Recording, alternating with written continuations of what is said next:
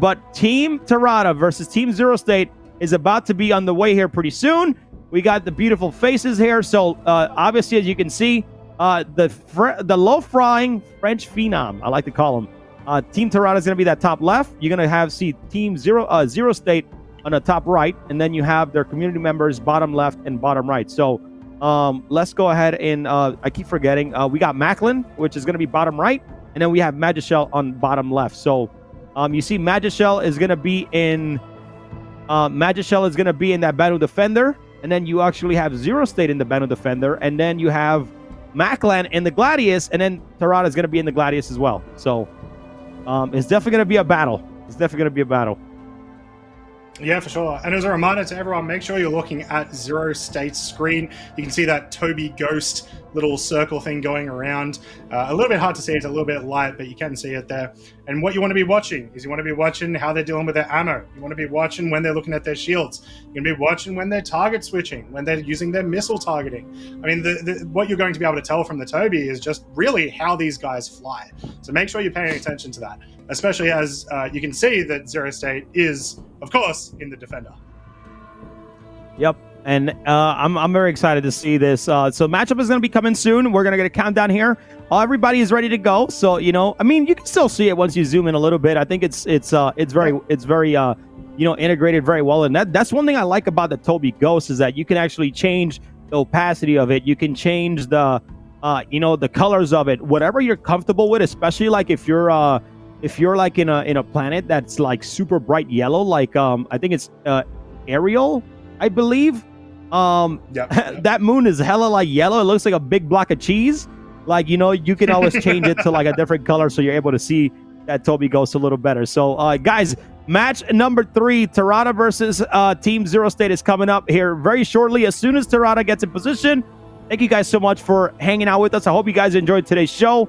And I hope that you guys got some good predictions because I honestly, right now, honestly, before the match starts, I don't know who to root for in this one. I think I'm going to root for Team Terada because this guy went out of the tournament early last year, and I don't think this year he's going to take no mercy on people. He's just gonna like tear people up, in my opinion. So. I'll take you on that action. I reckon XeroState's got this for sure. I reckon XeroState is probably one of the better players of all the creators here. And I mean, I think he just wants it more. You know what I mean? One of those guys that just well, I just need to win. Let me just get there. Let's see what happens. One thing I really appreciate as well, actually, which just is going to really help the experience. We can also see XeroState's actually pulled up his power distribution in the bottom right. And like I said, that's another thing that you're really going to watch out for.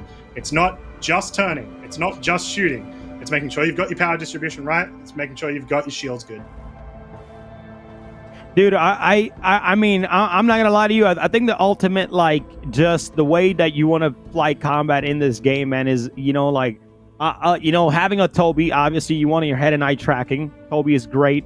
Having some incredible dual sticks from Thrustmaster. And I'm gonna mention Game Glass here because a lot of people are gonna underestimate how good it is to just switch things with your finger while you're flying on an iPad.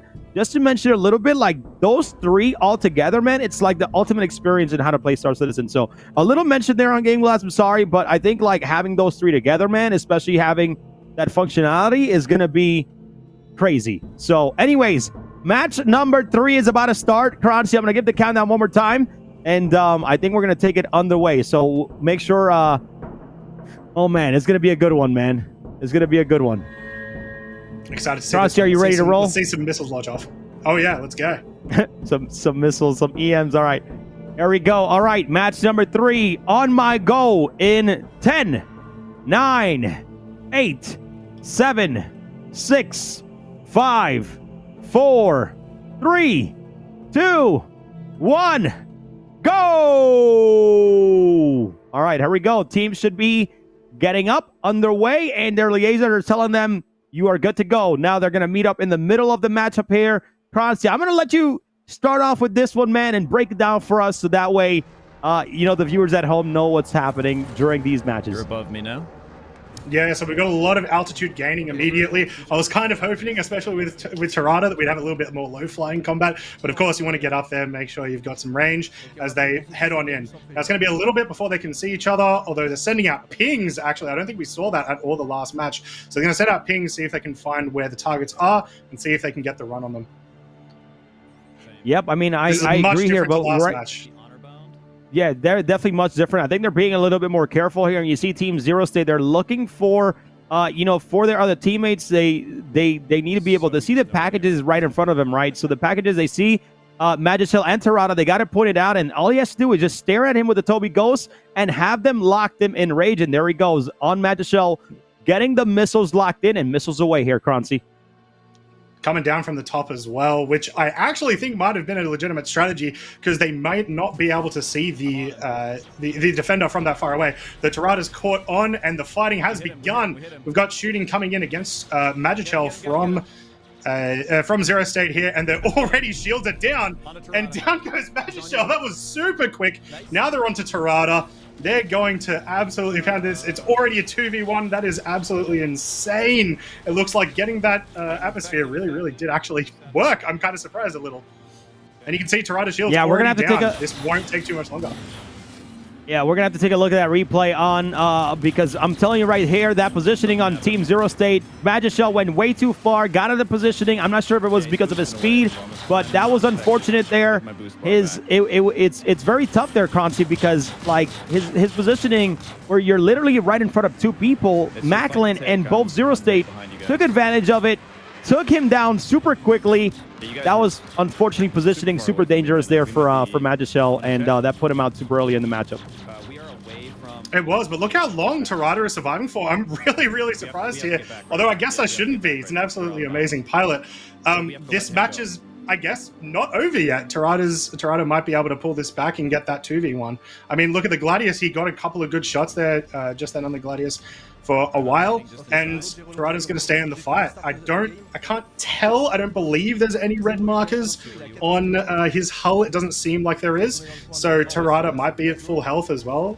I mean, yeah. Let's take a look at Team Terada.